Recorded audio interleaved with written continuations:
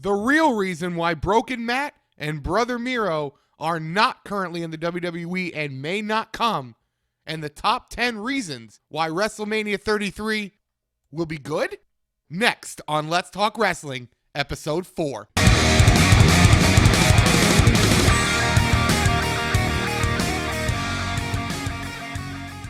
As always, want to start by thanking everybody for coming back to the Rigsby's channel.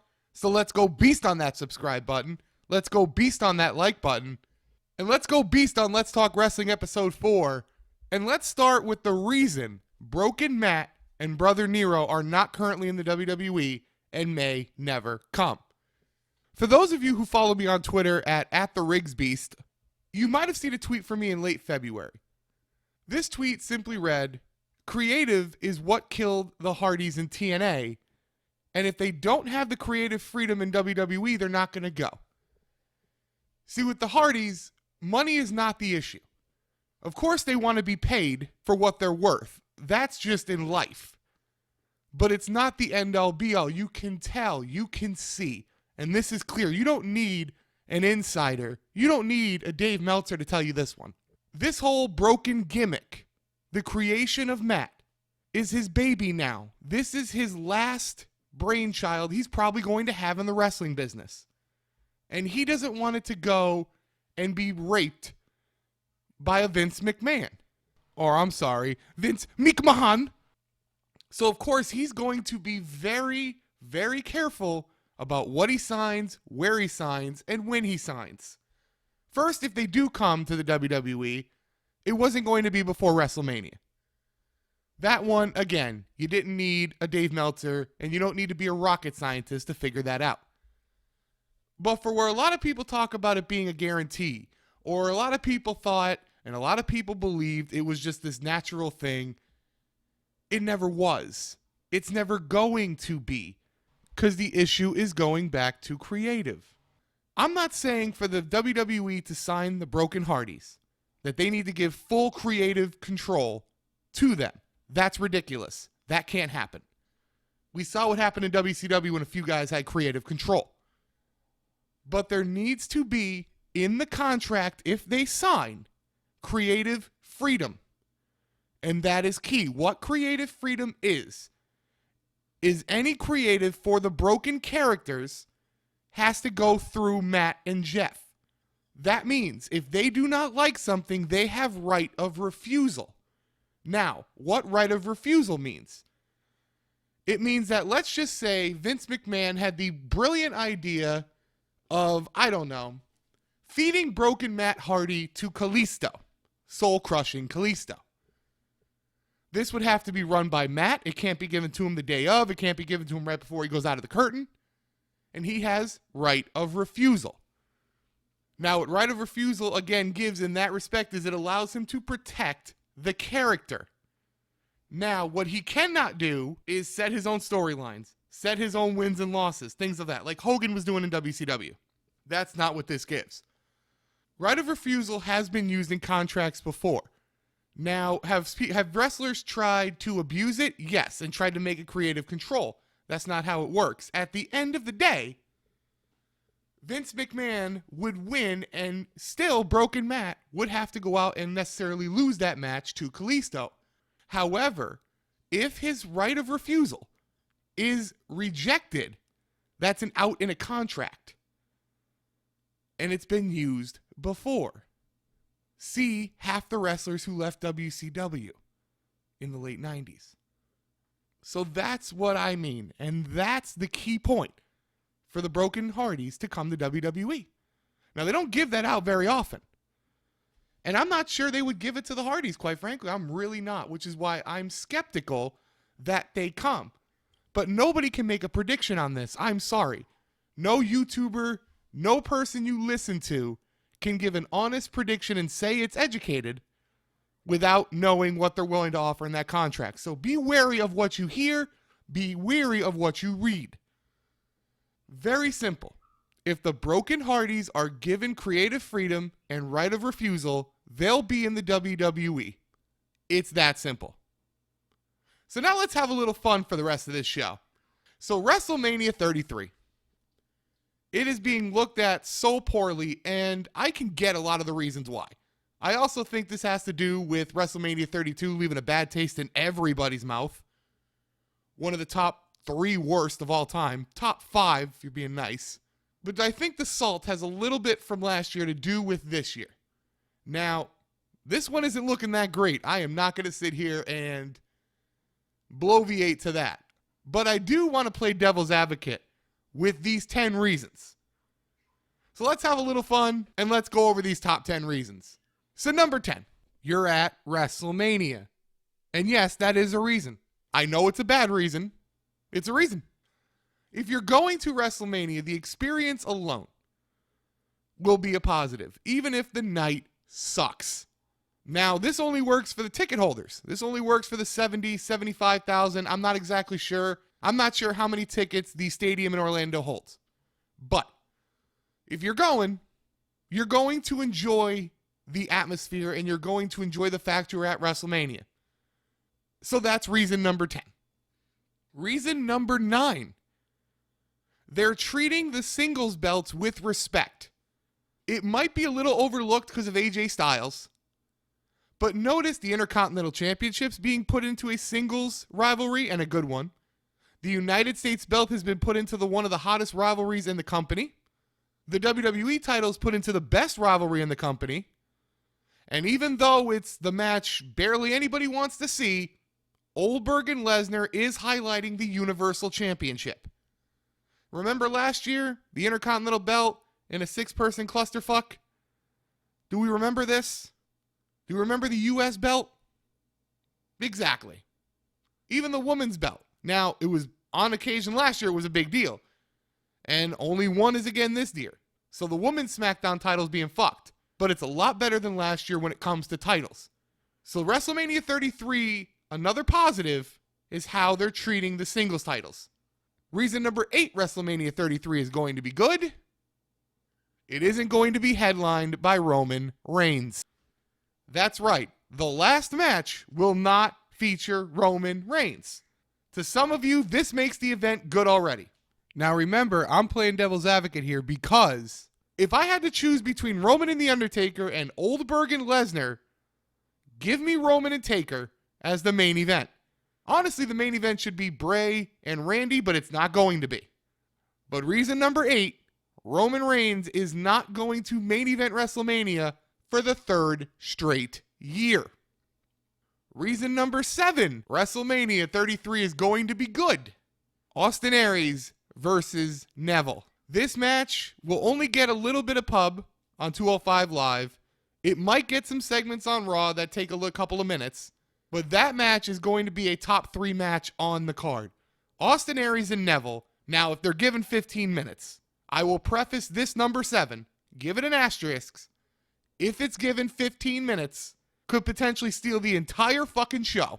Austin Aries versus Neville is a tremendous match and one to look forward to and get hyped about. Reason number 6, WrestleMania 33 will be good. The Big Show versus Shaq is back on, apparently. Okay, so I'm kind of being a little bit of a dick here with reason number 6. I know, but who doesn't want to see an out-of-shape 40-plus-year-old basketball player beat a professional wrestler? Who doesn't want to see that? I mean, come on, guys. Okay, so reason number 6 is a cop-out. I get it. Let me give you a real reason. It appears there's not going to be musical performances this year. That's right. No lip-syncing events will happen at WrestleMania 33. That in itself is a good thing, guys. Have you ever, at a WrestleMania, heard a good musical performance besides at WrestleMania 18? WrestleMania 18 was the exception. Even at WrestleMania 17, when Motorhead sang Triple H to the ring, Lemmy was a little funky that night. So the real number 6 reason WrestleMania will be good, no musical performances. Here we go, guys. We're in the top 5. The top 5 reasons WrestleMania 33 will be good. And let's get it with number 5. No multi-man ladder matches for a title. Hallelujah. Some people like those spot fests as spot monkeys, as Broken Matt would say, and Broken Brother Nero. It's spot monkeys, the bucks of youth. We have the ultimate spot monkey. That's all it is, guys. That's all these fucking multi-man ladder matches are. You get your spot, you get your spot. It's like Oprah Winfrey. You jump off the ladder, and you jump off the ladder. Everybody jumps off the ladder. Everybody jumps off the ladder. We don't need that. Some of you may miss it, but for me, it's a top 5 reason why WrestleMania 33 will be good. The number 4 reason WrestleMania 33 will be good, it's quite simple. AJ Styles versus Shane McMahon. Now, there are going to be people that want to scream and take my head off. AJ should be in the main event. AJ should be in the main event. AJ should be in the main event. And nobody is going to think any differently. And I'm not even mad at you for it. I really can't even be mad at you for it. Because I want AJ in the main event. My wife wants AJ in the main event. Your wife may want AJ in the main event. I'm sure AJ would want to be in the main event. But here's the point. He's one of those guys at this point where his match may be the main event no matter if he's in it or not. Was Shawn Michaels in the main event every year? No. Were a lot of Shawn Michaels matches the main event? Yes. Now, I know AJ Styles is not facing a top-tier talent, but look at Shane McMahon's matches at WrestleMania. Look at Shane McMahon matches in general. They normally steal a show they're on.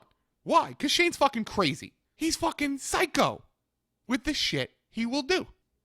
Put him in the ring with the best wrestler he's ever been in the ring with. And I've got a feeling they're going to steal this entire show. I know Neville and Austin Aries have a real good shot if they're given the time, but I guarantee you Styles is going to be given the time, especially with Shane. And after this night, I have a feeling a lot of people who are mad about AJ not being in the main event, they may still be upset, but they're going to be leaving going, damn, AJ done stole the show. So that's reason number 4 right there, AJ and Shane. Most likely the match that'll steal the show. Unless number 3 happens. The number 3 reason WrestleMania 33 will be good, Roman Reigns turns heel. Asterisks, maybe. The reason this isn't number 1 is because it's an asterisk. But, like I've said in the Raw video, this is the last real chance to turn Roman heel the right way. And even though, and I've thought about this, and I was salty after Fastlane as much of the people are. Even though he beat Braun, they can still turn him heel. They can still do it. If The Undertaker dominates the rivalry right up until Mania, it's the same position. And if Roman turned heel on Taker and beat Taker, the immediate backlash would be horrible. You would think it's going to be awful. No, it's not. They would want you to do that. You would feed right into it. You would absolutely feed right into the reactions if Roman beat Taker the right way. If they just had babyface Roman beat the Taker, fuck this shit. Straight up, fuck it. But if they do it the right way, boy, do we got some good television coming. The number 2, let's say it one more time. The number 2 reason WrestleMania 33 is going to be good, Chris Jericho and Kevin Owens. Kevin Owens, one of his idols. If you know about Kevin Steen, one was Owen Hart and one was Chris Jericho. You don't think they're going to give these guys 20 to 25 to go out and make a masterpiece? This is the 3rd match that I feel could steal the show. Jericho and Owens. Going to be a hell of a match. And to be honest, though it may not be for the Universal title, Kevin Owens is over the moon about having this match. You can see it. When he's on camera doing this, you can feel the excitement he has for this rivalry. Because he's in the ring with one of his childhood idols. He's had a storyline with an... Just imagine that. Just imagine if you had an idol, and then you basically spent 8 months with that guy every day. Now, that may be bad for some of you, but in the wrestling business, this is almost like a dream for this guy. You have to realize that. He's not as upset about not having the Universal title as you are. So the number 2 reason, Kevin Steen, Chris Jericho, man gets to wrestle his idol at WrestleMania in a marquee match. Not much better than that. But the number 1 reason, the absolute number 1 reason, you ready? Are you ready?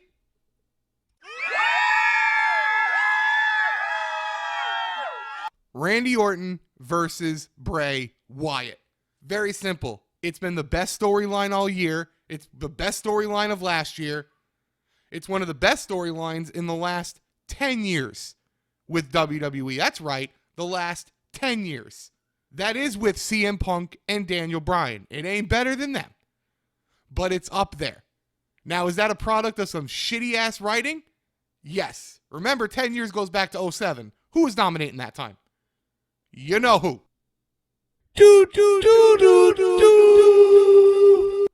One of the top 5 storylines in the last 10 years.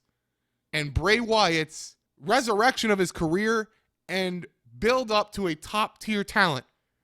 Something we've been waiting for. Something we've been anticipating and desiring is coming.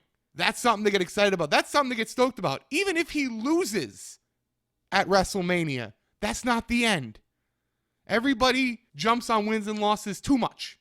They matter, but sometimes you don't look at how the loss affects people. Randy Orton, Bray Wyatt, the story, the background, the reasoning is the number one reason WrestleMania 33 will be good. Tell me what you thought of my top 10 in the comments. Do you agree with them? Do you disagree with them? Is there another number one? Do you think I'm a fucking idiot? Tell me below. But that's going to do it for Let's Talk Wrestling episode number 4. As always, let's go beast on that subscribe button. Let's go beast on that like button.